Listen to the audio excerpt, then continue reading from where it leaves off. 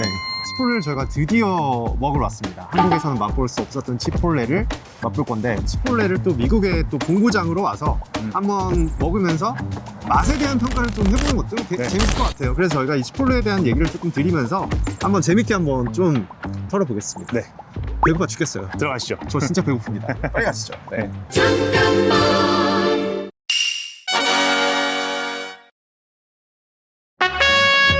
저희가 시킨 게 스테이크하고 S라고 써있고 열어서 보여드리죠. 치킨. 드디어 치폴레를 네. 플렉스에서 보여드리는 날이 왔네요. 이렇게 약간 좀 쌓여 있습니다만. 가까이 좀 볼까요? 이렇게 해서 오, 여러 가지 많이 들어가 있습니다. 치킨도 있고, 전 치킨입니다. 네, 많이 들어가 있는데 이걸 비벼 먹는 분들도 있고 한데 저는 안 비벼 먹는 타입입니다. 자, 이제 드디어 맛을 리뷰를 좀 해보죠.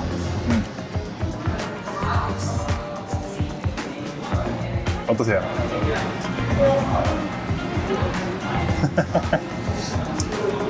일단 배가 고파서 그런지 진짜 너무 맛있어. 미국의 그 짠맛 있잖아요. 특유의 짠맛.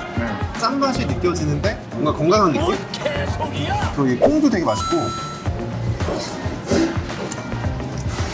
상추가 들어있어서 상추가 좀 튀긴대요. 아, 그리고 이 사워크림 부드럽습니다. 되게 잘 맞아요. 뭔가 안 어울릴 것 같은데 음식들이 다 조화로운 것 같아요. 서로 섞이면서.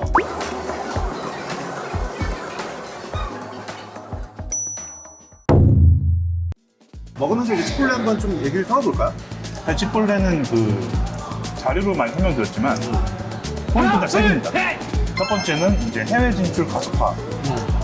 해외에다 매장을 막 여는 거죠. 두 번째는 다양한 로봇을 도입하는 그런 사업적인 전략이고요. 마지막으로 그리고 꾸준한 이제 이익 성장, 기대의 이익 성장인데 해외 진출 같은 경우 사실은 코로나 이전부터 해외 진출을 하려고 했는데 코로나가 터지면서 막혔죠.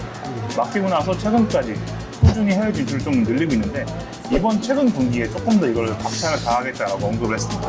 그래서 캐나다나 유럽 그리고 두바이까지 진출했죠. 매장을 늘리고 있고 반응이 꽤 괜찮다고 해요. 사실 치폴레 간단합니다. 요리하는 게 간단하고 서빙하는 것도 어려운 스킬이 있지 않기 때문에 해외 진출이 조금 더 수월한 편이고요. 해외에다 매장을 늘리니까 매출도 올라가는 그런 영향이 있는 거고요. 두 번째로는 이제 다양한 로봇을 도입한다고 합니다. 그죠. 인공지능을 활용한 뭔가 이제 로봇의 그런 영역을 이제 인건비를 줄이기 위해서 결과적으로 이제 좀 비용을 좀 낮춰주는 효과가 나타나는 거죠. 그런 로봇들을 지금 전략적으로 좀 배치를 하고 있다. 아쉽게도 근데 여기서 저희가 확인해 볼 수는 없어요. 로봇 같은 경우는. 아직까지 전통적인 시스템을 의존하고 있는 그런 레스토랑인데 결론적으로 이런 걸 통합해가지고 치폴레 이익 성장이 꽤 괜찮게 나타나고 있는 추세고요. 반면에 주가는 조금 작년에 CEO가 이직을 하면서 빠진 상황이죠. 저평가된 영역에 있긴 합니다. 저희가 또 이제 치폴레를 밸류에이션이나 뭐 이런 거 좀 얘기를 해봐야겠죠. 네, 뭐 영업 마진이라든지 얘네 지금 마진이 또 얼마나 되죠, 마진이? 사실 레스토랑 기업들은 그 운용 비용을 뺀 레스토랑에서만 나오는 이익률을 계산하게 합니다. 그죠. 그 레스토랑 이익률이라고 해가지고 이거 같은 경우에는 전년 동기 대비해서 0.6%포인트 소폭 감소하긴 했어요. 그렇지만 24.8%로 꽤 괜찮은 수준을 기록하고 있죠. 사실 식자재 값, 지금 드시고 계시는 아보카도나 이런 것들 비용이 올라가면서 일시적인 이 마진 압축이 약간 있었는데 그럼에도 이 정도면은 꽤 저는 잘 방어했다라고 보고 있고 작년 4분기 기준으로 실적 발표를 보면은 4분기에만 신규 매장 한 120개를 오픈했다고 합니다. 120개는? 정확히 119개를 오픈하면서 전체 매장 수는 이제 3,726개를 기록했죠. 매출의 한 99%가 미국에서 나오기 때문에 대부분 다 미국에 있다고 보시면 됩니다. 주가는 그럼 지금 좀 싼 편이죠? 치폴레 같은 경우는 12월산 ROE가 이제 보고서 발간 기준 40.8%. 공기업이 40.8%면 진짜 수익률이 높은 거죠. 주주생률. S&P 500 21% 정도 되니까 20.8% 정도. 네. 꽤 높은 수준인데 향후 3년 이익 성장성을 감안하더라도 저평가되어 있습니다. 그리고 동일 매장 매출 같은 경우도 한 자릿수 초중반 정도 올해 성장할 것으로 언급했습니다. 올해 신규 매장 같은 경우 최대 345개를 오픈한다고 또 언급했죠. 계속 늘리고 있죠. 어쨌든 이제 뭐 저희가 좀 정리를 해보면 일단은 맛있다. 맛이 너무 있다. 너무 맛있고 매장을 확대 중인데 치폴레의 영업 마진이나 이런 ROE를 좀 저희가 봤을 때는 어쨌든 주가는 좀 싼 영역이 있다. 그렇기 때문에 저희는 치폴레에 대해서 되게 긍정적으로 보고 있는 종목이죠. 그죠? 그렇죠. 치폴레는 긍정적입니다. 그럼 저희 이거 마저 먹고 또 이제 스타벅스 매장을 또 한번 가봐야 되죠. 네네. 스타벅스에 가서 또 스타벅스 얘기도 한번 쭉 풀어보고, 그럼 여기서 그러면 치폴레 매장에서의 플렉스는 마치도록 하겠습니다. 네. 자, 지금 우리가 또 이제 샌프란시스코에 있는 원조까지는 아니죠. 그래도 미국 본토에 있는 스타벅스 매장에 이렇게 왔는데, 스타벅스가 작년에 좀 어려웠죠. 네. 어떤 좀 일이 있었죠? 작년에 사실 이제 미국 시장의 실적이 좀 부진했고, 그쵸. 그리고 주가도 많이 빠졌고. 그렇죠. 네. 중국 시장에서는 소비 둔화가 맞물리면서 그 중국 들어간 이후 최초로 의식 커피한테 매출이 뒤처지기도 했죠. 그런 실적 부진이 계속 겹쳐지니까 스타벅스가 내놓은 카드가 CEO 교체였고, 그쵸. 그다음에 치폴레 멕시칸 그릴에 있는 CEO를 영입해왔습니다. 그래서 저희가 일단 한번 들어가 보시죠. 네. 네, 바로 들어가 보겠습니다. 미국의 스타벅스 매장이었습니다.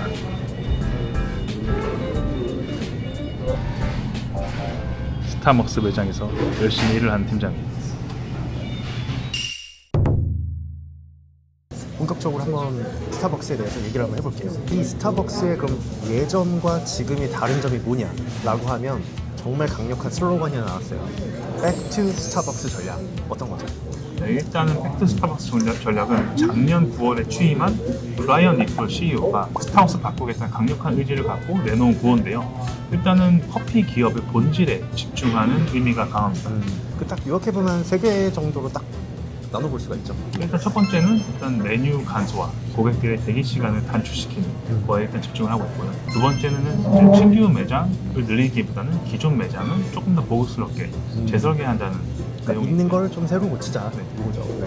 마지막은 2025년 올해 북미 매장 가격을 유지한다고 합니다. 이게 사실 쉽지 않았어요. 노조에 좀 반발이 있었던 걸로 맞아요. 저희가 알고 있는데, 일단 이 메뉴 간소화를 좀 얘기를 해보면 복잡한 메뉴를 좀 줄일 거라고 해요. 뭐 사이렌 주문이라든지 이런 알고리즘 좀 개선해서 주문 대기 시간을 4분 내로 단축하겠다, 이런 지금 계획을 해놨습니다. 그리고 이 밖에도 매장 내 인력을 재배치한다던가 아니면 동선의 변화를 주는 거죠.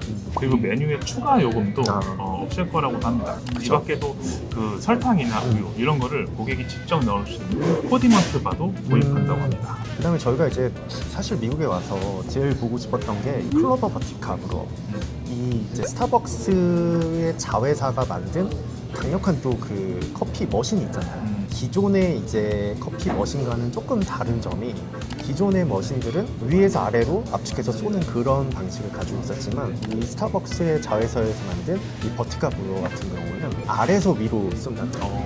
그래서 압축한 상태에서 아래에서 위로 쏘게 되면은 원두를 조금 더 많이 뽑았는데, 그거를 우리가 솔직히 좀 보고 싶긴 한데 아직까지 여기는 좀 없는 것 같기는 해요. 커피 맛은 좋네요, 그래도. 네, 커피.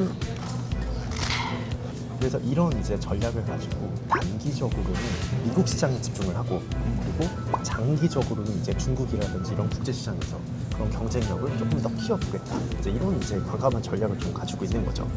그 다음에 이제 스타벅스의 이 새로운 전략 중에 그 큰 범위에서는 Back to 스타벅스 전략이었지만, 두 번째 조금 작은 슬로건은 스타벅스는 더 이상 공공재가 아닙니다. 이런 전략이 됐었어요. 이런 말이 대체 왜 나온 건가요? 사실 이게 과거에는 이런 커피를 구매하지 않아도 위에 보이는 화장실이나 저희가 앉아있는 의자, 아니면 콘센트 그 전기 충전 이런 걸 와이파이 다 사용할 수 있었다고 해요. 근데 이거를 그렇게 하다 보니까 매장에 노숙자들이 넘쳐나는 거죠. 그래서 뭐 심지어 어떤 이제 미국의 매장에서는 아예 의자를 하나씩 없애기 시작했대요. 그러다가 나중에 테이블까지 없애고 진짜 그냥 기둥 하나만 덩그러니 남아있는 그런 매장도 있는데, 사실 이 샌프란시스코는 좀 부촌이잖아요. 여기 약간 그렇게 이제 노숙하시는 분들이 많이 보이지는 않고 있어요, 저희가 봤을 때. 그래서 어쨌든 정리를 해보면 뭔가 이제 CEO를 바꾸면서 새로운 전략을 내세웠고, 그 새로운 전략 내에서 저희가 또 한번 봐야 되는데 주가적인 측면이잖아요. 그럼 과연 이런 전략을 내놨는데 주가는 지금 현재 어떤 상태냐? 사실 저희가 이제 스타벅스 같은 경우에는 매출 성장성을 넣어가지고 그쵸? EBC에 좀 넣어보는데요. 그래서 이런 매출 성장성을 반영한 스타벅스의 이제 기업 가치는 저희는 이제 상대적으로 저평가 영역에 있다라고 좀 판단하고 있습니다. 그래서 이번 실적 발표에서 보니까 이런 백투 스타벅스를 어쨌든 작년 말에 내놓아서 최근까지 실행을 했는데 꽤 효과가 있다고 해요. CFO나 이런 분들의 언급한 걸 보면은 실적 개선에 확실하게 기여를 하고 있다. 주가 반응도 좋습니다. 연초 이후 좀 회복세가 나타나고 맞아요. 있어서 저희가 최근에 조금 재미를 또 보고 있는데 스타벅스이긴 하죠. 포트폴리오에서요. 네. 그래도 미국을 왔으니까 저희가 스타벅스는 한번 꼭 찍고 가야겠다 싶어서 한번 들려봤습니다. 비도 우리가 또 설수를 좀 하도록 할까요? 미국 주식 플렉스 스타벅스 편은 여기서 마치도록 하겠습니다. 여러분 시청해주셔서 감사합니다. 감사합니다.